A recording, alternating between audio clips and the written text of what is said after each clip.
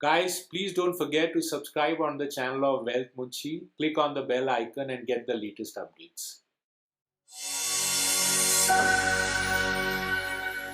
Friends, last video we had discussed, which was episode 12, on what is savings, importance of savings, and how does it benefit to you on a long term.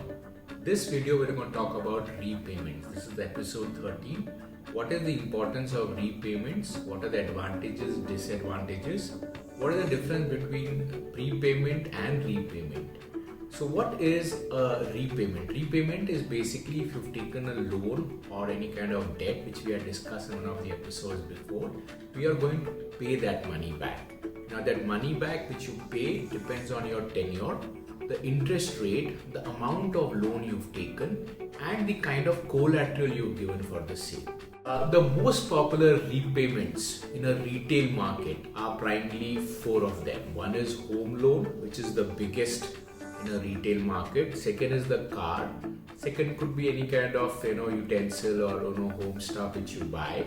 Education loan. This is the fourth one, which is primarily taken for kids' higher education. For corporates, the primarily loans come into when they have any kind of manufacturing unit and they take a loan against three main things. One is LC, which is known as letter of credit, against sending something to the buyer. Second is something where they take a loan to build up a factory or something like that. And third is where they have something like a land acquired where they do not want to put in a lot of money to acquire this land to build up a kind of a unit. These are the main popular repayments which are done for retail and corporate market. Now, what are the advantages and disadvantages of repayments? The advantages primarily are that when you make a kind of a repayment and you take a loan, you do not have to lose your savings. Second is you have certain kind of money which you're taking up as a debt. For the repayments you have to pay an interest, so you don't have to pay any interest. Third advantage is that for larger purchases, it's easy for you to take a liability or a loan where you don't have to put in a lot of your hard-earned savings. The disadvantages are, especially when you have a tough time, let's assume during the COVID times, if there's a job loss and there is no income, it becomes quite a challenge for you to repay.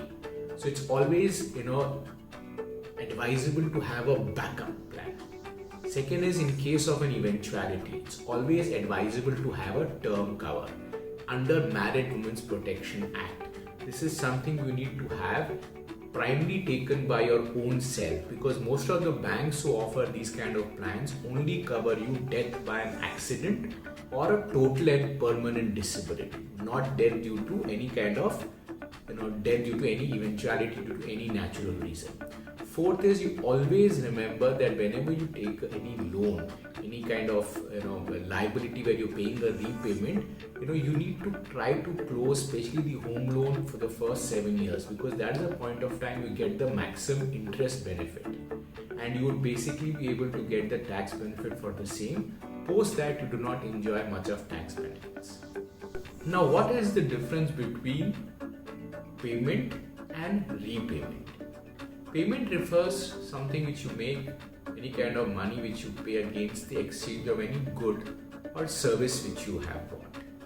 Repayment is something like a money which you are paying against kind of money you've taken it on loan, which has an interest, which has a tenure, which also might have a collateral depending on the quantum of money, and also depends on your terms and conditions with whom you're taking.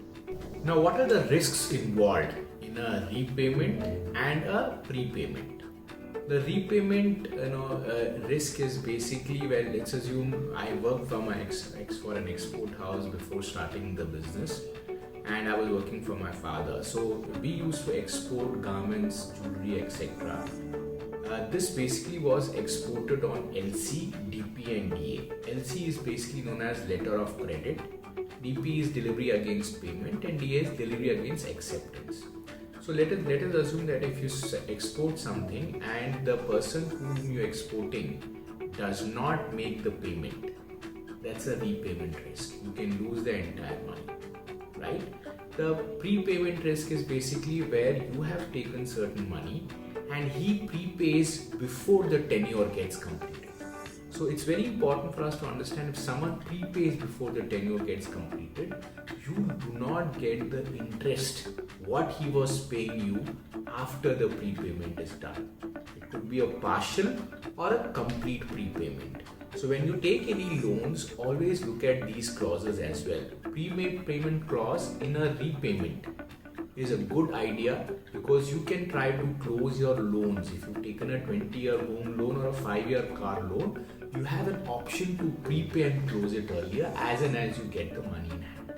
So some of the best ways to make repayments are, before I talk about that, and I'll tell you something which WealthMunshi is planning to introduce, is P2P lending, where from our app up to 10 lakh rupees you can lend money and borrow money just from your app, just at a click.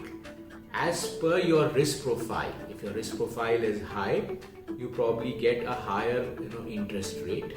If your risk profile is low, you get a lower interest rate, right?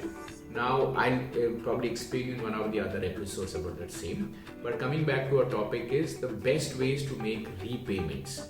The first thing you need to do is, in closing your repayments, is close your credit card debt. This is the highest, we already discussed this one of the episodes before in debt. This is the highest interest paying debt. This should be first thing we should close. The interest rates works out to be anywhere between 3 to 3.5% per month. Second prepayment, good ways to close is that top up your EMI. Let's assume you're paying a EMI of 100 rupees. You can, as per your increment in salary, increase the EMI. It could be a home loan or any other loan, so you can prepay the loan faster. Start easy exit options. You can also have an easy exit option where you don't have to pay a penalty, right? Thirdly is, you always have a bonus coming in. It could be a Diwali bonus or it could be year-ending bonus. Use that bonus to prepay the loans which you have. That becomes easy, doesn't dent your regular income and cash flow. At the same point of time, it's really helpful to prepay the loans faster. Lastly but not the least, it's always advisable that whatever money you're getting as an increment, start at least using part of that by increasing the EMI on a monthly basis to prepay the loan. The loans should not exceed more than 30% of your net income. Yes, you're right, 30% of your net income. That means if you're earning 100 rupees, do not over exceed more than 30 rupees a year as your EMI. And always remember that interest rates have been coming down. I'm sure all of you know about that.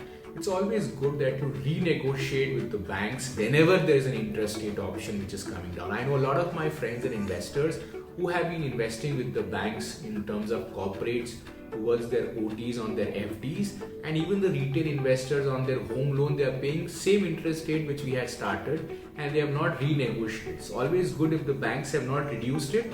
Please go to the bank, ask a relationship manager to renegotiate the home loan. We also have a home loan division in case you need some help. We'll be very happy to help. Last but not the least is make a budget. We have a financial plan, we have a financial planning platform which I'm sure a lot of you are using it digitally. Work on it, manage the money every year, every month, so that you know end of the day how much money you are left with that surplus. The day you know this is the surplus you are left with every month, you know how much money you can easily top up without cutting on your costs. Thank you so much for your time once again. We look forward for the next episode, which is going to be on your cash flow analysis, which will be the last episode of this series on financial planning. And you can always connect with our team for any further questions after these series also. We would look forward to suggestions from all of you in case you want us to add some more new topics which you intend to discuss about or know about or understand more. Thank you so much for your time once again. Stay digital, stay safe.